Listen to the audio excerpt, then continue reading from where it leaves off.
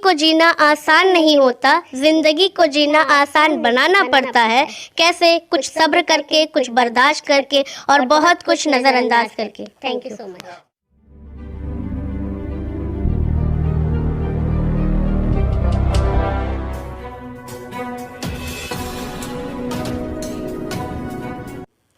नाज़रीन, हिंदुस्तान चैनल में आपका खैर मकदम है। आइए बात कराते हैं जो MBBS की पढ़ाई कर रहे हैं साइन हॉस्पिटल में। तो बताएंगे कि आप क्या पढ़ी हैं?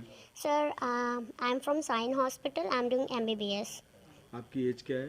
आई एम 25 ईयर ओल्ड। आपका नाम? My name is Zubaida, Idrisi Zubaida. तो आपकी हाइट की वजह से कुछ तकलीफ वगैरह आती है क्या पढ़ाई वगैरह में कुछ? नहीं, हमारे हाइट का कोई इशू नहीं रहा है। लाइक हमने कभी अपने हाइट को नहीं देखा। हमने सोचा कि हमारे डैडी का ये कहना है कि अगर आप में कुछ इन्फीरियरिटी है, यानी आप में कुछ अगर प्रॉब्लम है, तो अल्लाह उसके लिए ज़रिया बनाया है कि आपको इससे बेहतर नवाजेगा। आप में जो कमियां हैं, तो उसको अगर आप पॉजिटिव वे में लेंगे तो वो कमियां नज़र नहीं आएंगी, वो पॉजिटिव लगेगा और आप आगे कामयाब होंगे इंशाल्लाह। तो पढ़ाई कहाँ से की है? मतलब शुरुआती उर्दू मीडियम है क्या? नहीं, मैं आई am from CST Allana, and then I did my 10th standard, and then I did graduation from Maharashtra College, and then I did NEET, and then the process goes and we are selected in NEET through the NEET, and now we are in Sion Hospital. आप बताइए कुछ। मेरा नाम इदरीसी हुमैरा है और मैं 3rd year MBBS student हूँ from Nair hospital. और मैं बहुत खुश हूँ कि मुझे इतना प्रेस्टिजियस कॉलेज मिला है, गवर्नमेंटेड कॉलेज, और मैं उसमें बहुत अच्छा परफॉर्म करने की कोशिश करती हूँ, लोगों से बीट करने की कोशिश करती हूँ। समहाउ क्या होता है कि डिफ़िकल्टीज़ आती हैं पर तुमको फेस करना होता है। कहीं मतलब निग्लेजेंस लाइक तुमको नज़रअंदाज भी किया जाता है, बट आपको ही ओवरकम करना होता है कि लाइक तुमको ही मतलब समझना होगा कि आपको कैसे और बेटर परफॉर्म करना है। और इंशाल्लाह हम लोग PG भी करेंगे और बाकी वहाँ पे दोस्त यार हैं आपके? जब जो दोस्ती यार मतलब दोस्ती वगैरह में क्लासमेट में हाँ फ्रेंड सर्कल हैं, बट मतलब वही है ना कि अगर आप डिफरेंट हो तो उतना कनेक्ट नहीं हो पाते, जो भी फेयर है। बट ऐसा नहीं है कि कोई बात नहीं करता है, लाइक सब लोग रिस्पॉन्स करते हैं बट वो लिमिटेड होता है, हमको ज़्यादा इनिशिएट करना पड़ता है। ये क्वेश्चन किसी ने नहीं पूछा बट आपने पूछा है जी। और वो आपके हाइट के हिसाब से और भी कुछ है कि आप दोनों ही खाली? एक्चुअली हाँ, मतलब जैसे ग्रोथ हार्मोन की डेफिशिएंसी होती है, तो अभी हमें पता नहीं था कि ग्रोथ हार्मोन की डेफिशिएंसी के मतलब बाद आपको आफ्टर 18 कॉम्प्लिकेशन ज़्यादा होंगे। वो ये है कि सिर्फ ग्रोथ हार्मोन से आपके हाइट शॉर्ट है इतना ही नहीं होता है, उसको अगर बहुत करीब से देखो तो ये मालूम होता है कि आपके यानी जो हेल्थ इशू है वो बढ़ जाते हैं। यानी मैं जब फर्स्ट ईयर में थी MBBS में, तो मेरा सडनली चेंजेस होने लगा था, तो मैं डीमोटिवेट होने लगी, यानी ओवरवेट होने की वजह से मुझे मेटाबॉलिज्म बहुत स्लो हो गया था। तो मुझे काफ़ी ज़्यादा मतलब चीज़ों का सामना करना पड़ा, लाइक मुझे अलग अलग चीज़ें फेस कर रही थी रिगार्डिंग हेल्थ, फिर मेंटली डिस्टर्ब रहना, ये सब चीज़ें मेरा इसी दौरान हुआ। बट मैंने अल्हम्दुलिल्लाह रिकवर कर लिया है और मैं जो है ट्रीटमेंट भी नायर हॉस्पिटल से ही ले रही हूँ, और श्रीशैल सर जो हैं अंडर उनके ही मैं ट्रीटमेंट ले रही हूँ। काफ़ी सपोर्टिव है, काफ़ी कोऑपरेटिव हैं वो। तो मैं ये नहीं बोल रही हूँ कि सिर्फ डॉफिज्म होना यानी शॉर्ट हाइट होना सिर्फ ये नहीं है कि आप शॉर्ट हाइट ही तो हो लाइक और सब तो कर ही लोगे, क्यों आपको इतनी sympathy, like to be fair. But ऐसा नहीं है, जब ये हो रहा है तो उसके साथ हेल्थ इशू भी तो हो रहा है, तो वो कॉम्प्लिकेशन बढ़ते जा रहा था। तो मैं बोली जब मैं खुद ही एज अ डॉक्टर होंगी तो फिर जब मेरा ही हेल्थ इशू अच्छा नहीं होगा तो मैं क्या पेशेंट को ट्रीट करूँगी। तो फर्स्ट मैंने यही फोकस किया ड्यूरिंग एकेडमिक ईयर में कि मतलब जो एकेडमिक मेरा परफॉर्मेंस है थोड़ा सा लो जा रहा था ड्यू टू हेल्थ इशू, फिर मैंने उस पर फोकस किया और साथ ही साथ मैंने अपने ट्रीटमेंट पे भी फोकस किया। अल्हम्दुलिल्लाह बहुत ज़्यादा मतलब मुझे सपोर्ट है, यानी वो डेफिशिएंसी की वजह से ही मुझे वो हो रहा था। Problem is that. जो लड़कियां एहसास कमतरी का शिकार हो जाती हैं, जिस तरीके के हाथ बता रहे हैं आप, उन लड़कियों को क्या कहेंगे?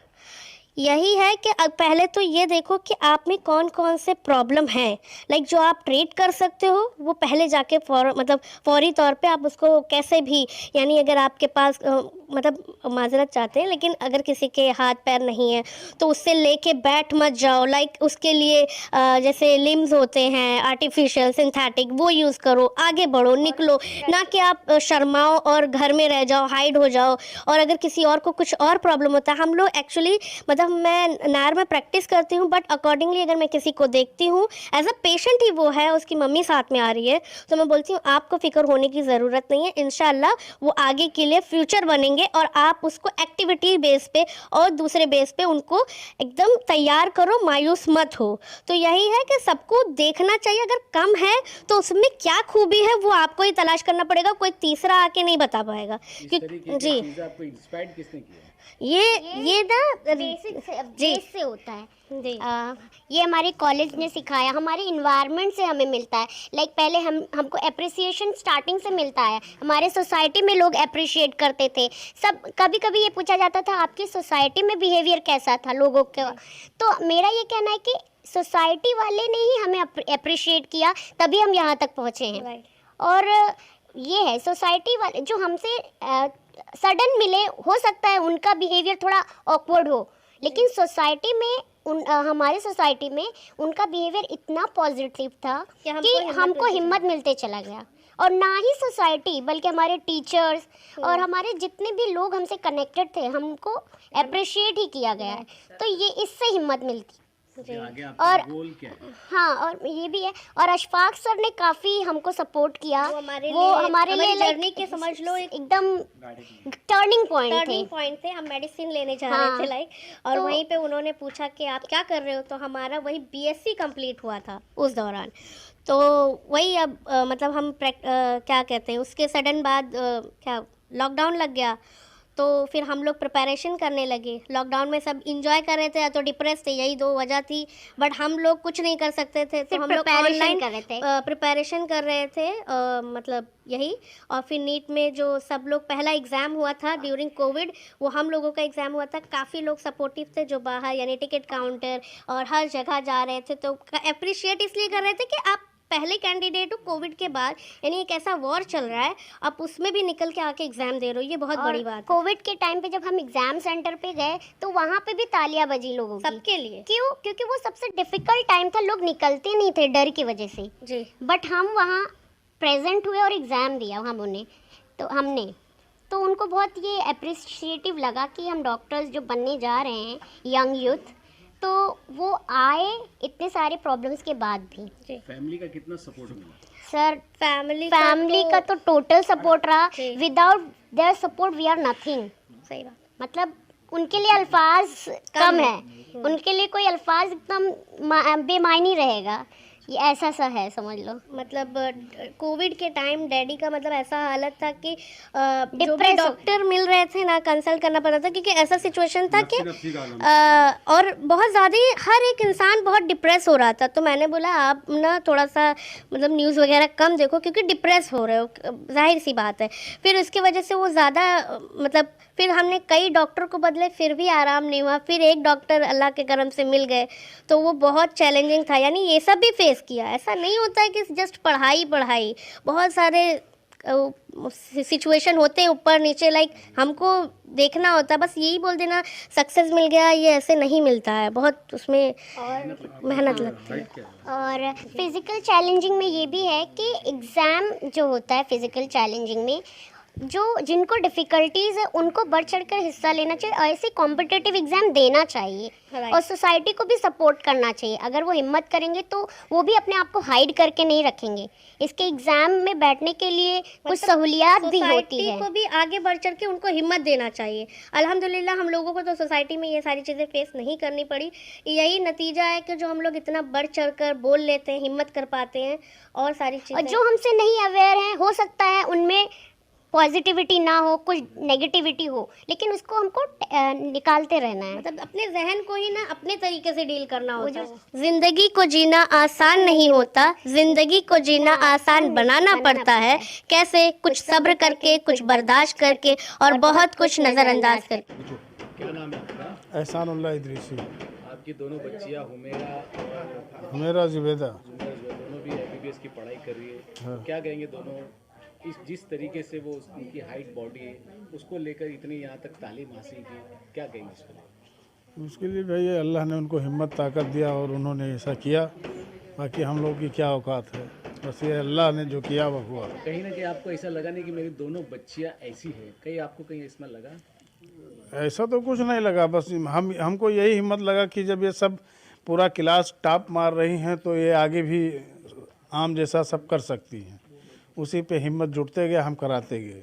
अस्सलाम वालेकुम। सर, हमारी बेटियां बहुत हिम्मत वाली हैं और हम भी इतने ज़्यादा पढ़े लिखे नहीं हैं, ना हमारे हस्बैंड इतने ज़्यादा पढ़े लिखे हैं, लेकिन हम दोनों का ये सपना था कि हमारे बच्चे यानी कि हमारी बेटियां नहीं, हमारे बेटे और बेटियां सब पढ़ लिख के मतलब हम जैसे मुश्किलों से जैसे गुजरना पड़ा, हमारे बच्चों को ना गुजरना पड़े। इसके लिए हमारे पास कुछ हो ना हो, लेकिन हम अपने बच्चों को यहाँ तक दोनों बच्चियों के MBBS पढ़ाने में क्या तकलीफ है? फाइनेंशियल कंडीशन कैसे रही, क्या? फाइनेंशियल कंडीशन तो सही नहीं था सर, लेकिन अल्लाह बहुत बड़ा है और हमारे बच्चों के हिम्मत में हमारे बच्चे ने बहुत मेहनत की और डिग्री के बाद उनके डैडी ने कहा कि बेटा एक बार हमारे कहने पे आप नीट की तैयारी करो, इंशाअल्लाह इस बार मेरा दिल कहता है कि आप निकल जाओगी। फिर हाँ एलन से बोले मम्मी क्लासेस ज्वाइन करवाइए, हमने क्लासेस ज्वाइन करवाया। उसके बाद उसी साल हमारी बच्चियों ने दोनों बच्चियों ने नीट की तैयारी की और उसमें निकल गई और MBBS में एडमिशन मिला, मेरिट में आ गया इन लोग का नाम। अल्हम्दुलिल्लाह हमारी बच्चियाँ अच्छे से कर रही हैं और अच्छे से पढ़ रही हैं। हमें बस और कुछ नहीं चाहिए, इनकी तालीम पूरी मुकम्मल हो जाए और ये अपने पैरों पे खड़े हो जाए, किसी की मोहताज ना रहें अल्लाह के सिवा। बस फीलिंग्स वगैरह कुछ ऐसी महसूस होती है आपको? महसूस तो होगी क्योंकि माँ हूँ, तो इसीलिए चाहती हूँ कि हमारी बच्चियों को कोई चीज़ की कमी ना दे। अल्लाह ताला अपना मोहताज रखे किसी इंसान को।